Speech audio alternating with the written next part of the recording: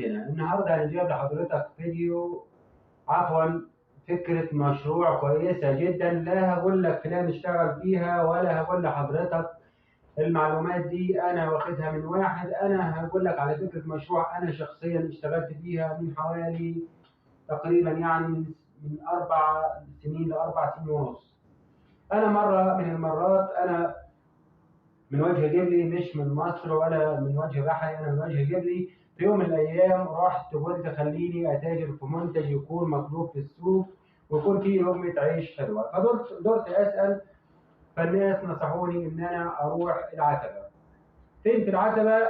عند جراج العتبه وسنترال العتبه، في منطقه كده على بعضيها. المنطقه دي فيها جميع ما يخطر على بالك، كل شركه وليها اختصاصها. اللي مختص بالأحذية اللي هي الجزم والكوتشات، اللي مختص بالأحزمة الرجالي والحريمي والشرط الحريمي، اللي مختص بالجلام بالكراريس، كل حاجة كل عمارة بتلاقيها ليها اختصاص كامل. أنا رحت المنطقة اللي هناك دي وحبيت أتاجر، فدخلت على الشركة اللي أنا دخلت عليهم وقلت لهم أنا عاوز آكل لقمة عيش. فقالوا لي تعالى عايز تاكل لقمة عيش في المنتج بتاعنا؟ قلت لهم اوكي. قلت لهم قالوا ماشي. راحوا وروني الكميات اللي عندهم اللي هي الاحزمه الرجال. قالوا لي هتاخد شنط حريمي والكلام ده كله؟ قلت لهم لا، انا جاي اخد شويه احزمه بس، مجرد تجربه صغيره. راحوا وروني على كل حاجه، كنت سائل انا على كل حاجه عايز اشتريها في الاحزمه، كل حزام نوعه كام، نوعه ايه وبكام، والتفاصيل بتاعته، وانا لما هبيعه هكسب فيه ولا لا. المهم علشان ما اطولش على حضراتكم في الفيديو، يا ريت اللي ما اشتركش في القناه يشترك في القناه ويفعل زر الجرس علشان يوصل لحضراتكم كل جديد. رحت سالت على كل نوع، كنت عارف الحزام بكام. اول حاجه مسكتها في ايدي وفرجوني عليها هي الحزام الجايش. اكيد كل حضراتكم، اغلبيه حضراتكم عارفين يعني ايه الحزام الجايش، اللي هو بيجي لونه اسود كده وعامل زي عباره عن الجيش بتاع الجيش كده، زي حزام الجيش بالظبط. طيب واحد قال لي انت تاخد التوكه ب4 جنيه ونص، كان على ايامها 4 جنيه ونص،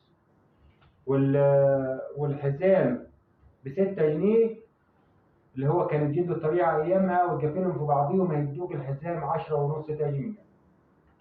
انا قلت له يا عم انا مش فاضي ان انا اقعد اجمع او اقعد اشيل دول واشيل دول، هي فيها في كل حزام 2 جنيه مكسب. بس انا بصراحه دورت على المكسب السريع والحاجه المضمونه اللي ما تاخدش في ايدي شغل على الفاضي ولا وقت، حاجه انا عايز ادور الفها الف واوزعها، مجرد موزع واكل لقمه عيش كده بسيطه وسريعه. طيب لقيت الفرق في كل حزام. الاحزمه ارخص نوع بيكون المكسب فيه 4 جنيه، ونوع تاني بيكون 6 جنيه، ونوع بيكون 12، ونوع بيكون 10. الجلد الطبيعي المكسب بتاع الحزام ب10.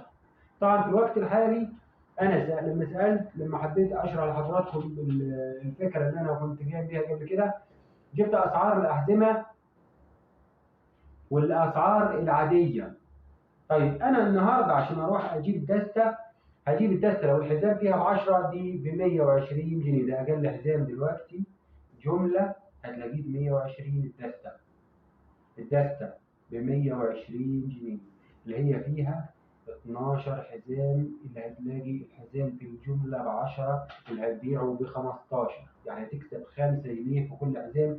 دي أقل الأسعار أو النوعيات اللي هي مش قوية كتير، ما هو كل حاجة على حسب ثمنها. طيب انا النهارده لو هتاجر في الامور الوسط على حسب السوق بتاعي بيتطلب ايه، او المنطقه اللي انا فيها اذا فيها سوق هتتطلب مني قد ايه او بكام او ايه اللي ماشي معايا. انا هروح النهارده هجيب وليكن خلينا نقول 12 دسته. 12 دسته، الدسته خلينا نقول ب 150 جنيه. 12 في 150 بكام؟ 12 في 100 ب 1200، و12 في 50 ب 600. 600 و1200 1800 جنيه، هتدفع 200 جنيه مواصلات، او خلينا نقول 400 جنيه مواصلات، 400 مواصلات و1800 بقت كام؟ 2200 على كام؟ على ال 12 دستة. طب ال 12 دستة دول أنا هكسب في كل واحدة كام؟ هكسب في كل واحدة 120 جنيه. يبقى 12 في 100 ب 12 100 ب 1200، و12 في 20 بكام؟ ب 140. كده 140 و1200 يعني 1340 أو 1350 جنيه مكسبي الصافي في الشغل اللي أنا جبته، أبو 1800 جنيه أو أبو 2200 بتعبه بمشوار كله 2200، كسبت 1500 جنيه. ال 12 دستة دول حضرتك هتوزعهم ازاي؟ حضرتك هتكون عارف لك حوالي 6 7 قرى من اللي حواليك. لو كل قرية لفيت على السوبرات ماركت اللي فيها، وكل سوبر خد منك بس دستتين اتنين، انت كده خلصت ال 12 في يوم واحد. كده يومك وصل 1400 1300 جنيه مكسب، 1300 جنيه مكسب في تعب يوم. لو حضرتك اشتغلت بالاسبوع 5 ايام، 5 في 1000 ب 5000، و5 في 300 ب 1000.